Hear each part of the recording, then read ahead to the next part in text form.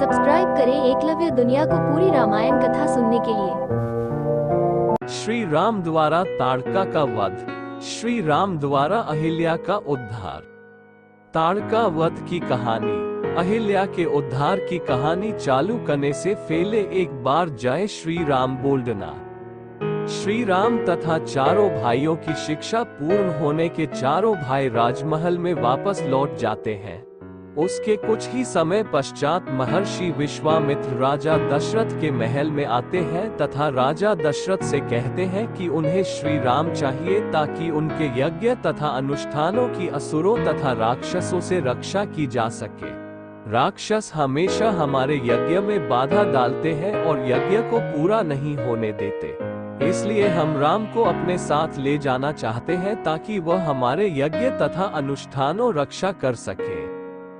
राक्षसी ताड़का का वध। श्री राम तथा लक्ष्मण विश्वामित्र के साथ उनके आश्रम में चले जाते हैं, जहां पर विश्वामित्र श्री राम को बताते हैं कि एक राक्षसी ताड़का उनके हर यज्ञ में विघ्न डालती है तथा उसका विनाश करना आवश्यक है। यह माना जाता है कि राक्षसी ताड़का एक यक्षिणी थी। महापुराण में वर्णित है कि यक्षिणियां स्वयं मां दुर्गा की शक्ति का अंश होती है, इसलिए वे बहुत शक्तिशाली होती है। इसलिए श्री राम और लक्ष्मण विश्वामित्र के साथ राक्षसी ताड़का के निवास स्थान पर जाते हैं और उसको ललकारते हैं।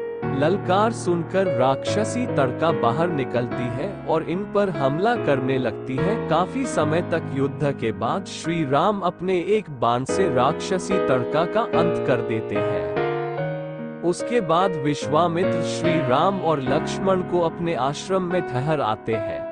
अगले दिन जब ऋषि विश्वामित्र यज्ञ कर रहे होते हैं तब सुबाहु तथा मारीच नाम के दो राक्षस उनका यज्ञ भंग करने के लिए कुछ राक्षसों को साथ ले आते हैं, लेकिन श्री राम और लक्ष्मण पहले से ही वहां यज्ञ की रक्षा में तैनात होते हैं और मैं दोनों अपने दिव्य बाणों से सभी राक्षसों का अंत कर देते हैं। सब्सक्राइब करें एकलव्य दुनिया को पूरी रामायण कथा सुनने के लिए। अहिल्या का उद्धार। अहिल्या स्वयं ब्रह्मदेव की पुत्री थी। अत्यंत रूपवती होने के कारण देवराज इंद्र की नियत अहिल्या पर खराब हो गई। इसके पश्चात भी अहिल्या की शादी महर्षि गौतम से हो गई। इससे देवराज इंद्र बहुत क्रोधित हुए और उन्होंने उन दोनों से बदला लेने की सोची। एक रात देवराज इंद्र ने मुर्गे का रूप धारण करके ऋषि गौतम के आश्रम के बाहर जाकर बांग देनी शुरू कर दी। उसकी आवाज सुनकर गौतम को लगा कि सुबह हो गई है और वह प्रतिदिन की तरह अपना कमंडल लेकर गंगा स्नान करने के लिए चल पड़ते हैं।